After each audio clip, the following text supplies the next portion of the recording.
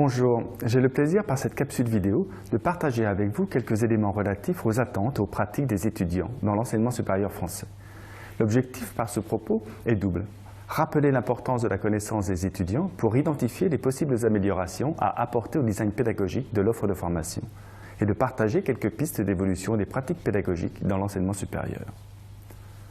En guise d'introduction, je reviendrai sur l'importance d'aller au-delà des représentations, des idées reçues, pour tenter d'objectiver la situation. Nous entendons souvent dire que les étudiants changent, que leurs attitudes ne sont plus celles de leurs prédécesseurs. Ces propos font écho à ce tenu sur la réussite des étudiants, dont les pourcentages supporteraient une évolution notable. L'enseignement supérieur est sans doute parvenu à une limite de maturité qui conduit à se poser la question de l'évolution des pratiques pédagogiques pour répondre à ces évolutions. Devons-nous conclure à une nécessité de changement de paradigme pédagogique? Telle est l'une des questions que nous aborderons. Pour aller au-delà des représentations, des idées reçues, des possibles effets de mode, interrogeons-nous pour savoir qui sont ces étudiants, quelles sont leurs attentes à l'entrée dans l'enseignement supérieur, quelles sont leurs pratiques de formation et d'apprentissage. Après avoir apporté quelques éléments de réponse à cette question, nous esquisserons quelques pistes d'action. Si la réussite m'était comptée, la synthèse de nombreux travaux relatifs à la réussite des étudiants réalisés sous la direction de Romainville et Michaud en 2012 identifiait de très nombreuses variables, tant internes qu'externes, dont certaines peuvent être considérées par les acteurs de l'enseignement supérieur pour contribuer à la réussite des étudiants.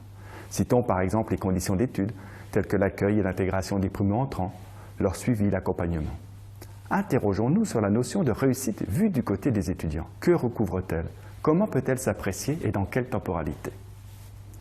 Une étude conduite au printemps 2015 portant sur les attentes et les pratiques des étudiants dans l'enseignement supérieur nous apporte des éléments de réponse. Je vous invite à prendre connaissance de la synthèse des résultats disponibles dans le cadre de ce MOOC. Pour les étudiants, la réussite est avant tout perçue comme une réussite académique, qu'ils traduisent par l'obtention d'un diplôme qui leur permettra d'exercer un métier qui réponde à leurs attentes et qui soit plaisant. L'obtention du diplôme est d'autant plus recherchée que les répondants sont plus jeunes, issus d'une filière technologique, qu'ils ont une activité professionnelle. La valeur du diplôme demeure très présente et un organisateur de la trajectoire de formation des étudiants. Mais comment ces étudiants se sentent-ils préparés à réussir? Pour répondre à cette question, je vous propose 3 focus. Le focus de la confiance, le focus de la socialisation et le focus de l'auto-efficacité. Débutons par le focus de la confiance. De même que leur niveau de confiance en leur réussite est élevé, 91% des étudiants se déclarent confiants, leur niveau de motivation l'est également. 69% des répondants déclarent avoir une motivation élevée à très élevée pour suivre leur formation dans laquelle ils sont engagés dans l'année en cours. La variation du degré de motivation est significativement corrélée à plusieurs variables, dont la composition de leur foyer. Par exemple, les étudiants vivant en couple avec ou sans enfants ont un niveau de motivation proportionnellement plus élevé que les autres étudiants, à l'inverse même des étudiants en colocation. Tout en étant confiants dans leur capacité à réussir, 34% des répondants déclarent rencontrer des difficultés dans la prise de notes durant les cours, dans au moins un cours sur 4.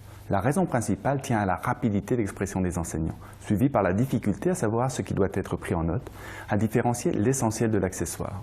Le fait de ne jamais avoir appris à prendre les notes est également un argument évoqué par un étudiant sur 5. Face à des difficultés, les répondants vont privilégier l'appel à un pair plutôt qu'à l'enseignant. Cette démarche d'appel à un tiers fait très fréquemment suite à l'incapacité d'avoir pu surmonter seule la difficulté. 75% des répondants demandent de l'aide uniquement s'ils ne parviennent pas à trouver seuls la solution aux problèmes rencontrés. Ces difficultés peuvent expliquer l'assiduité au cours. Lors de l'année précédant l'enquête, 2 répondants sur 3 déclarent ne pas avoir été assidus au moins une fois par mois, qu'il s'agisse de leur participation aux cours magistraux, travaux dirigés ou travaux pratiques. 17% d'entre eux ont manqué un cours au moins une fois par semaine. Parmi les raisons évoquées, citons le désintérêt pour l'enseignement auquel ils n'ont pas assisté, des enseignements non conformes aux attentes, des enseignements jugés non nécessaires en raison d'une maîtrise antérieure du contenu, des raisons de santé, ainsi que des impératifs personnels familiaux. Si les raisons personnelles motivent 38% des absences, la perception de l'intérêt de l'enseignement demeure la principale explication, 83% des répondants. Si l'assiduité au cours est liée à l'emploi, le taux d'absentéisme ne peut expliquer uniquement par l'exercice d'une activité rémunérée. En effet, 55% des personnes qui ont manqué un cours n'étaient pas en emploi. Cet absentéisme serait davantage lié à une faible motivation de l'étudiant, conjugué à un sentiment d'auto-efficacité et à un sentiment d'appartenance faible. Nous reviendrons sur ce point dans le troisième focus. Je terminerai ce premier focus en disant que ce constat du niveau d'assiduité explique sans doute les attentes explicites que les étudiants expriment vis-à-vis d'approches pédagogiques qui leur permettent de produire du sens en recherchant plus fortement une articulation entre la théorie et la pratique. Attentes qui constituent un terreau propice au développement de pédagogie active qui propose des défis à relever. Abordons à présent la notion de sentiment d'appartenance à la communauté d'apprenants et à l'institution.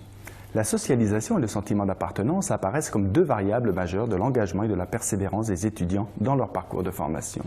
Un répondant sur 4 déclare travailler régulièrement avec un ou plusieurs autres étudiants. Près de 90% des répondants accordent une importance à l'entraide avec les pairs dans leur réussite. Si certaines des activités d'apprentissage relèvent de l'engagement individuel, par exemple la lecture, il n'en demeure pas moins que les étudiants attachent une importance significative à la présence des pairs dans leur environnement d'études, même à l'extérieur des établissements. Nous distinguons ainsi deux types de socialisation recherchés par les étudiants. La socialisation active, lorsqu'il s'agit de travaux de groupe, qui se traduit par une activité conduite en collaboration, et la socialisation passive, qui se traduit par la réalisation d'une activité individuelle au milieu des pairs.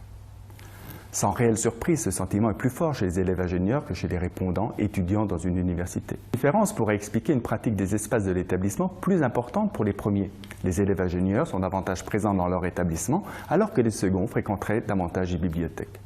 Au-delà de l'effet disciplinaire, il s'agit de bien comprendre l'importance du sentiment d'appartenance à l'institution comme organisateur des pratiques d'apprentissage en dehors du face-à-face pédagogique. Ce sentiment d'appartenance semble renforcé par le fait que les élèves ingénieurs sont plus souvent en colocation que les autres. Un autre élément d'explication tient à la plus faible durée du trajet des élèves ingénieurs qui inscriraient leurs activités dans une plus grande proximité spatiale que les étudiants. En effet, la durée du trajet apparaît comme une variable significative des pratiques dès lors qu'elle dépasse 20 minutes. Venons-en au troisième focus. Si le sentiment d'appartenance joue un rôle dans les attentes et les pratiques, le sentiment d'auto-efficacité de l'étudiant est également une variable explicative significative. Par exemple, la fréquentation des lieux d'apprentissage tels que les bibliothèques varie selon ce sentiment. Plus il est faible, plus la pratique de tel lieu est proportionnellement importante. De même, l'interaction avec les professeurs et les pairs varie en fonction de ce sentiment d'auto-efficacité. Plus il est faible, moins seraient fréquentes les interactions. Cette différenciation se retrouve également dans la pratique des services numériques.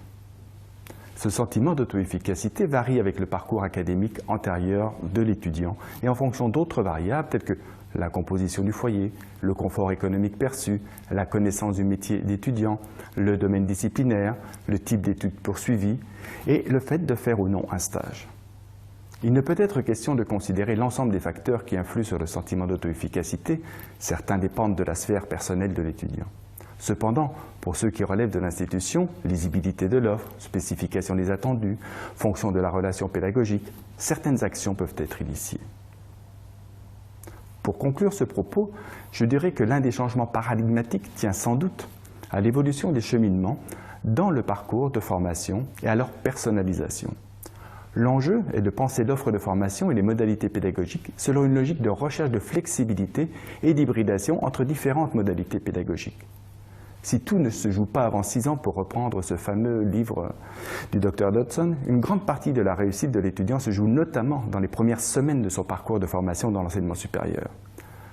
Comment, à la fois à cette étape initiale du cheminement et tout au long de la trajectoire, aider au mieux les étudiants à se situer dans leur parcours? Comment offrir un panel de possibilités qui rendront flexibles les cheminements?